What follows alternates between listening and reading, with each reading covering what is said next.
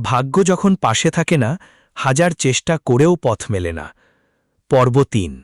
নতুন আশার শুরু নাকি নতুন বিপদ। দুদিন আগেও নাসিরের হাতে ছিল কিছুই না। বাবার চিকিৎসার টাকা নেই, ঘরে খাবারের চিন্তা, মাথার ওপর ঋণ। আর আজ তার সামনে দাঁড়িয়ে আছে দুটি গরু। মনে হচ্ছে হয়তো ভাগ্য অবশেষে তার দিকে তাকিয়েছে। কিন্তু জীবনে একটা কথা নাসির খুব ভালোভাবেই শিখেছিল, যখন সবকিছু হঠাৎ ভালো হতে শুরু করে তখনও সাবধান থাকতে হয়। কারণ তার জীবনে সুখ কখনো একা আসেনি। সুখের সঙ্গে কোনো না কোনো পরীক্ষা সব সময় এসেছে, আর এবারও তার ব্যতিক্রম হল না। পর্ব ৩। পর্ব ২-এর সেই সকাল। নাসির বাজারের শেষ মাথায় দাঁড়িয়েছিল। তার সামনে দুটি গরু। গরু দুটির দিকে তাকিয়ে তার বিশ্বাসই হচ্ছিল না। সত্যিই কি এগুলো তার? লোকটি বলেছিল, গরু দুটো তুমি রাখবে, দুধ বিক্রি করবে, লাভ হলে ভাগ হবে। কিন্তু একটা শর্ত আছে, গরুর কোনো ক্ষতি হলে দায়িত্ব তোমার। নাসির সঙ্গে সঙ্গে রাজি হয়ে গিয়েছিল, কারণ তার সামনে তখন আর কোনো পথ ছিল না। সে গরু দুটো নিয়ে বাড়ির দিকে হাঁটতে শুরু করল। অনেকদিন পর তার মুখে একটু হাসি দেখা গেল। বাড়িতে নতুন অতিথি। নাসির বাড়িতে পৌঁছাতেই রাফি দৌড়ে এলো। আব্বু, এত বড় গরু কোথা থেকে আনছ? নাসির ছেলের মাথায় হাত রেখে বলল, এগুলো আমাদের নতুন কাজের সাথী।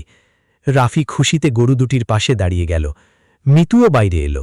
সে অবাক হয়ে বলল, এগুলো কোথায় পেলে? নাসির সব ঘটনা খুলে বলল।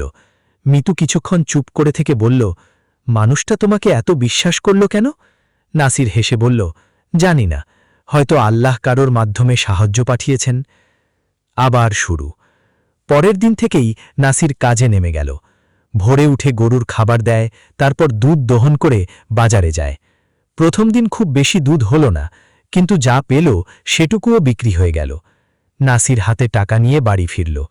টাকাটা খুব বেশি নয়, কিন্তু তার কাছে মনে হল এটাই যেন পৃথিবীর সবচেয়ে বড় উপার্জন।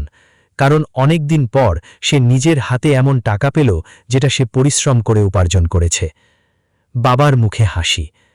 বাবা তখনও পুরোপুরি সুস্থ হননি। নাসির ওষুধ কিনে এনে বাবার হাতে দিল।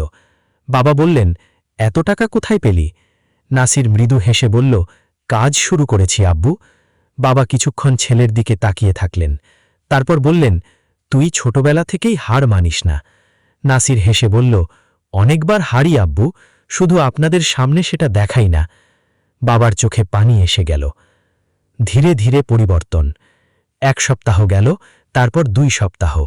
দুধের কাস্টমার বাড়তে লাগল। কেউ বাড়ি থেকে দুধ নিয়ে যায়, কেউ বাজারে এসে কেনে। নাসিরের নামও একটু একটু করে ছড়াতে শুরু করল। একদিন রুবেল এসে বলল, দেখলি, আমি বলেছিলাম না তুই পারবি? নাসির হেসে বলল, এখনও অনেক দূর যেতে হবে। রুবেল বলল, তুই আরেকটা গরু নে। নাসির চুপ করে গেল।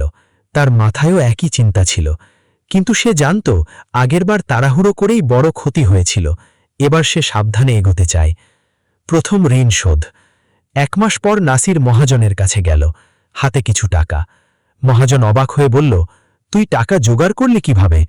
নাসির বলল, কাজ করে। সে পুরো ঋণ শোধ করতে পারেনি, কিন্তু কিছু টাকা দিল। মহাজন টাকা নিয়ে বলল, বাকিটাও সময় মতো দিস। নাসির মাথা নাড়ল। বাড়ি ফেরার পথে তার মনে হচ্ছিল হয়তো এবার সত্যিই তার জীবন বদলাতে শুরু করেছে। কিন্তু নতুন সমস্যা। সেই রাতেই গরুগুলোর একটি হঠাৎ অসুস্থ হয়ে পড়ল। নাসির দৌড়ে গোয়াল ঘরে গেল। গরুটি খাবার খাচ্ছে না, শুয়ে পড়েছে। নাসিরের বুক ধরভর করতে লাগল। তার মাথায় সঙ্গে সঙ্গে আগের গরুটার কথা চলে এলো, যে গরুটাকে হারিয়ে সে প্রায় সব কিছু হারিয়েছিল। সে নিজেকে বলল, না, এবার এমন হতে দেব না। রাতেই পশু চিকিৎসককে ডাকল। চিকিৎসক এসে পরীক্ষা করে বললেন, ভয় পাওয়ার কিছু নেই, তবে কয়েকদিন খুব যত্ন নিতে হবে। নাসির একটু স্বস্তি পেল। সেই রাতের ঘটনা। রাত প্রায় 2টো, সবাই ঘুমিয়ে। নাসির একা গোয়াল ঘরের সামনে বসে। হালকা বৃষ্টি পড়ছে, গরু দুটো ভেতরে। নাসিরের চোখে ঘুম নেই। সে আকাশের দিকে তাকিয়ে বলল, আল্লাহ, আমি বেশি কিছু চাই না, শুধু এতটুকু দাও যেন আমি আমার পরিবারটাকে মানুষের মতো রাখতে পারি। তার চোখে পানি চলে এলো। ঠিক তখনই দূর থেকে একটা শব্দ ভেসে এলো, মোটরসাইকেলের শব্দ। নাসির মাথা ঘুরিয়ে রাস্তার দিকে তাকাল। রাতের অন্ধকারে দুজন লোক তার বাড়ির সামনে এসে দাঁড়াল। তারা কিছুক্ষণ বাড়িটার দিকে তাকিয়ে রইল। তারপর একজন বলল, গরু দুটো এখানেই আছে। নাসিরের বুক কেঁপে উঠল। সে নিঃশব্দে উঠে দাঁড়াল। লোক দুজন তাকে দেখতে পায়নি। নাসির আস্তে করে ঘরের দিকে গেল। তার হাতে তখন কোনো অস্ত্র নেই, কোনো সাহায্য করার মতো মানুষও নেই, শুধু তার পরিবার আর সেই দুই গরু। শেষ দৃশ্য। নাসির জানালার ফাঁক দিয়ে বাইরে তাকিয়ে আছে। দুজন লোক ধীরে ধীরে গোয়াল ঘরের দিকে এগিয়ে আসছে। একজন বলল, আজ রাতেই নিয়ে যাব। নাসিরের মুখ শুকিয়ে গেল, কারণ সে বুঝে গেল এই গরু দুটো শুধু তার নতুন কাজ নয়, কেউ একজন অনেক আগে থেকেই এগুলোর উপর নজর রাখছে। কিন্তু তারা কারা, আর কিভাবে তারা জানল যে নাসিরের কাছে এই গরু এসেছে? নাসির ধীরে ধীরে দরজার কাছে দাঁড়াল। তারপর হঠাৎ গোয়ালঘরের দরজা খুলে গেল। একজন লোক ভেতরে ঢুকল। নাসির চিৎকার করে উঠল, কে? লোকটি পিছনে ফিরে তাকাল, আর নাসির তার মুখ দেখে একেবারে থমকে গেল, কারণ লোকটাকে সে আগে দেখেছে, খুব কাছ থেকে। চলবে পর্ব 4। পর্ব 3-এর মূল শিক্ষা। ভাগ্য যখন একটু হাসতে শুরু করে তখনও পরীক্ষা শেষ হয়ে যায় না। অনেক সময় নতুন সুযোগকে ধরে রাখার লড়াইটাই সবচেয়ে কঠিন। ভিডিওটি ভালো লাগলে লাইক দিন, কমেন্ট করে আপনার মতামত জানান আর শেয়ার করুন।